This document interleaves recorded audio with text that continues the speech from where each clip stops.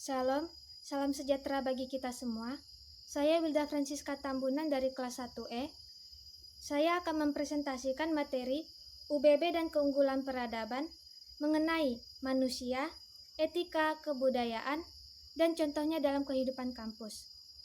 Secara istilah, manusia dapat diartikan sebuah konsep atau sebuah fakta, sebuah gagasan atau realitas, sebuah kelompok atau genus, atau seorang individu.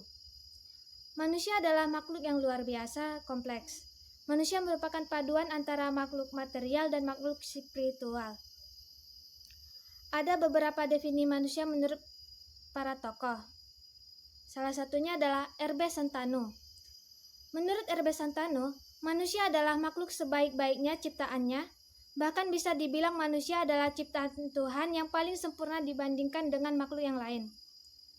Adapun menurut Omar Muhammad Al-Tomi, manusia adalah makhluk yang paling mulia, makhluk yang berpikir, dan makhluk yang memiliki 3 dimensi, yaitu badan, akal, dan roh, yang dalam pertumbuhannya dipengaruhi oleh faktor keturunan dan lingkungan. Pandangan psikoanalitik. Kelompok ini berpendapat bahwa perilaku manusia pada dasarnya digerakkan dan dikontrolkan oleh kekuatan psikologis yang dimiliki. Pelopornya adalah Sigmund Freud, yang mengemukakan struktur pribadi manusia terdiri dari 3 komponen. Yang pertama, ID atau Das Es, yang berisi sebagai dorongan, kemauan, dan berbagai keinginan instinktif yang selalu memerlukan pemenuhan dan pemuasan. Yang kedua adalah ego atau Das Ich, nampak perannya pada fungsi pikir yang bertindak sebagai jembatan untuk dapat merealisasikan berbagai dorongan tersebut dengan pertimbangan berbagai kondisi lingkungan. Yang ketiga adalah superego, Das Überich, yaitu fungsi kata hati yang bertugas sebagai kontrol boleh tidaknya suatu dorongan direalisasikannya sehingga superego tumbuh dan berkembang karena interaksi individu dengan norma, lingkungan, dan tatanan sosial yang ada. Berikutnya adalah pandangan humanistik. Dalam pandangan ini, disebut bahwa manusia bersifat rasional dan tersosialisasikan serta mampu menentukan sendiri nasibnya, termasuk mengontrol dan mengatur dirinya sendiri. Menurut C. Rogers dalam Ichan Ansori, dalam kondisi yang memungkinkan, manusia akan mengarahkan dirinya sendiri menjadi individu yang positif. Menurut pandangan behavioristis, kelompok ini berpendapat bahwa perilaku manusia adalah reaksi dan adaptasi dari lingkungan sekitarnya, sehingga tingkah laku manusia sepenuhnya dikawal oleh faktor-faktor yang datang dari luar. Pada kelahirannya, manusia bersifat netral. Perkembangan kepribadian individu sepenuhnya tergantung pada lingkungan. Ada beberapa kemampuan dasar manusia. Yang pertama adalah logika, yaitu mampu berpikir. Kedua, etika, yaitu mampu berkehendak. Ketiga, estetik, yaitu mampu merasakan. Etika. Etika berasal dari bahasa Yunani, ethos, yang artinya kebiasaan atau watak. Menurut Bertens 2007, ada 2 pengertian etika. Yang pertama sebagai praktis dan sebagai refleksi. Sebagai praktis, etika berarti nilai-nilai dan norma-norma moral yang baik yang dipraktikkan atau justru tidak dipraktikkan walaupun seharusnya dipraktikkan.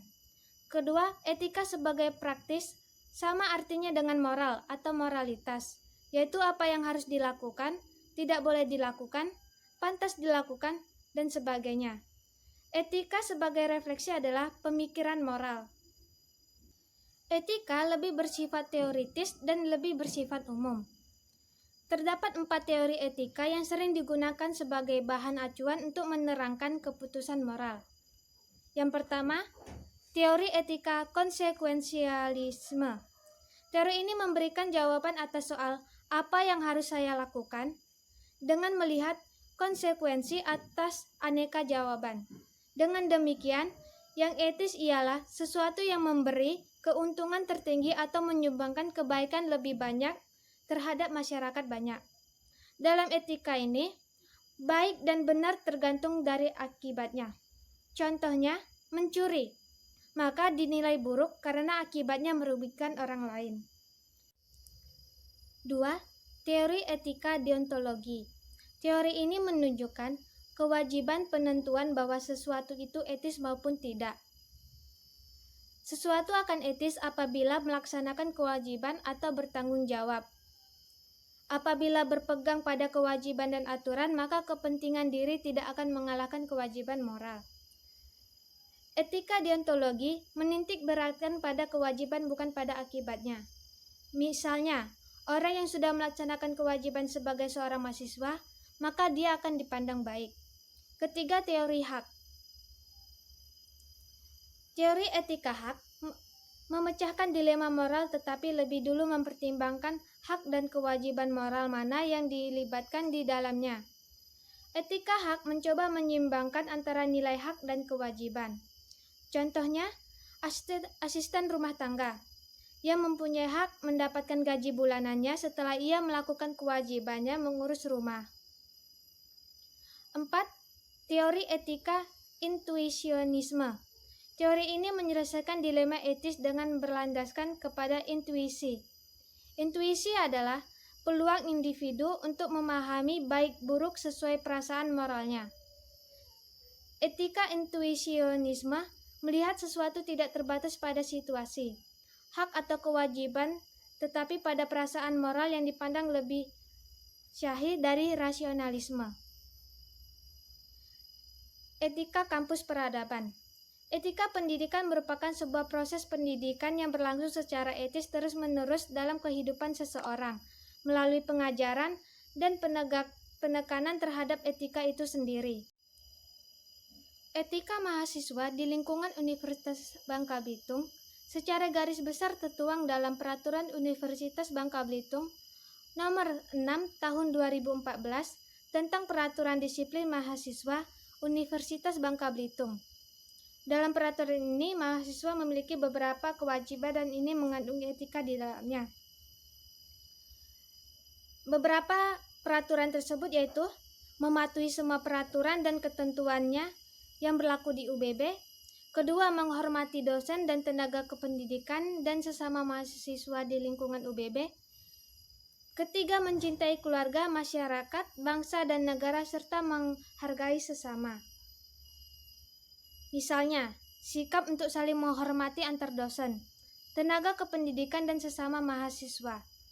Etika untuk saling menghormati dan menghargai di antara sivitas akademika ini penting sebagai sebuah institusi yang akan membentuk sebuah peradaban yang unggul.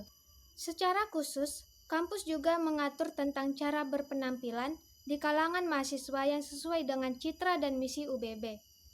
Maka etika kepribadian mahasiswa selama mengikuti proses belajar mengajar, baik di dalam maupun di luar lingkungan UBB, harus mematuhi ketentuan.